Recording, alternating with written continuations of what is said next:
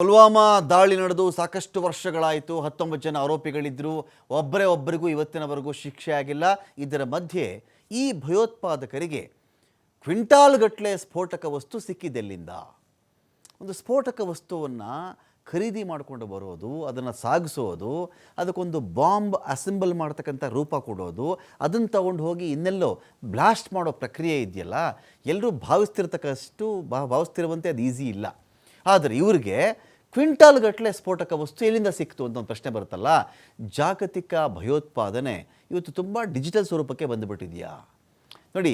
Financial action task force ಅಂತ ಒಂದಿದೆ, FATF ಅಂತ.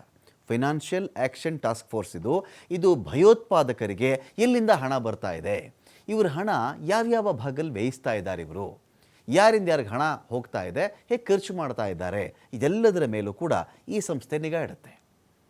ಆನ್ಲೈನ್ ವೇದಿಕೆಗಳನ್ನು ದುರ್ಬಳಕೆ ಮಾಡಿಕೊಳ್ತಾ ಇದ್ದಾರೆ ಉಗ್ರರು ಅನ್ನೋ ಒಂದು ಅಂಶ ಕೂಡ ಇದೇ FATF ಕಡೆಯಿಂದ ಗೊತ್ತಾಗಿದೆ. ಇದೀಗ ಪುಲ್ವಾಮಾ, ನಾವು ಸಾಕಷ್ಟು ಜನ ಸೈನಿಕರನ್ನ ಕಳ್ಕೊಂಡ್ವಿ. ಅಲ್ಲಿ ಅವರ ಪತ್ನಿಯರು ವಿಧವೆಯರಾದರು, ಮಕ್ಕಳು ಅನಾಥರಾದರು. ಶಿಕ್ಷೆ ಆಗಬೇಕು, ಹಿಡಿಬೇಕು ಅಂತ ಪ್ರಯತ್ನ ನಡೀತಾನೇ ಇದೆ. ಸಾವಿರಾರು ಪುಟಗಳ ಚಾರ್ಜ್ ಶೀಟ್ ಕೂಡ ಇಲ್ಲಿ ಒಂದು ಕಡೆ ಸಲ್ಲಿಸಿ ಆಗಿದೆ. ಆದರೂ ಯಾರನ್ನೂ ಹಿಡಿದಿಲ್ಲ, ಅದು ಬೇರೆ ವಿಚಾರ. ಆದರೆ ಬಾಂಬು ಅಥವಾ ಒಂದು ಸ್ಫೋಟಕ ವಸ್ತು ಎಲ್ಲಿಂದ ಸಿಕ್ತು ಅಂತ ನೋಡಿದ್ರೆ ನೋಡಿ, ಆನ್ಲೈನ್ ಪೇಮೆಂಟ್ ಆಗಲಿ, ಗೇಮಿಂಗ್ ಆ್ಯಪ್ ಆಗಲಿ, ಸೋಷಿಯಲ್ ಮೀಡಿಯಾ ಆಗಲಿ, ಕಾಮರ್ಸ್ಗಳಾಗಿದೆಯಲ್ಲ, ಇವೆಲ್ಲವನ್ನು ಇವತ್ತಿಗೆ ಉಗ್ರರು ಬಳಸ್ಕೊಳ್ತಾ ಇದ್ದಾರೆ. ಕಾಮರ್ಸ್ನ ಮೂಲಕನೇ ಪುಲ್ವಾಮಾ ದಾಳಿಗೆ ಸ್ಫೋಟಕ ಖರೀದಿ ಮಾಡಿದ್ದಾರೆ ಇವರು. ಫೈನಾನ್ಷಿಯಲ್ ಆ್ಯಕ್ಷನ್ ಟಾಸ್ಕ್ ಫೋರ್ಸ್ ಇದೆಯಲ್ಲ, ಈ ವರದಿಯಲ್ಲಿ ಬಹಿರಂಗ ಆಗಿದೆ. ಇದು ಮಾರುತಿ ಇಕೋ ಕಾರಲ್ಲಿ 200 kg ಅರ್ಥಾತ್ 2 ಕ್ವಿಂಟಲ್ ಸ್ಫೋಟಕ ಅವತ್ತು ಸಿಡಿದಿತ್ತು. ಸ್ಫೋಟಕವನ್ನು ಅಮೆಜಾನ್ನಿಂದ ಖರೀದಿ ಮಾಡಿದ್ರು ಇವರು.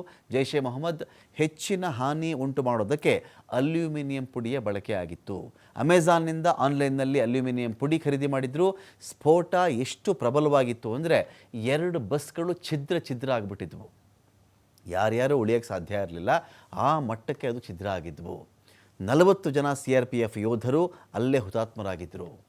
ಸಾಂಪ್ರದಾಯಿಕ ವಿಧಾನಗಳ ಜೊತೆಗೆ ಡಿಜಿಟಲ್ ವೇದಿಕೆಯನ್ನು ಕೂಡ ಇದೀಗ ಉಗ್ರರು ಬಳಸ್ಕೊಳ್ತಾ ಇದ್ದಾರೆ. ವರದಲ್ಲಿರೋದೇನು ಅಂದರೆ, ಭಯೋತ್ಪಾದನೆಗೆ ಹಣಕಾಸು ಒದಗಿಸುವ ತಂತ್ರಗಳು ಏಕರೂಪವಾಗಿಲ್ಲ. ಒಂದೇ ಕಡೆಯಿಂದ ಹಣ ಬರ್ತಾ ಇಲ್ಲ.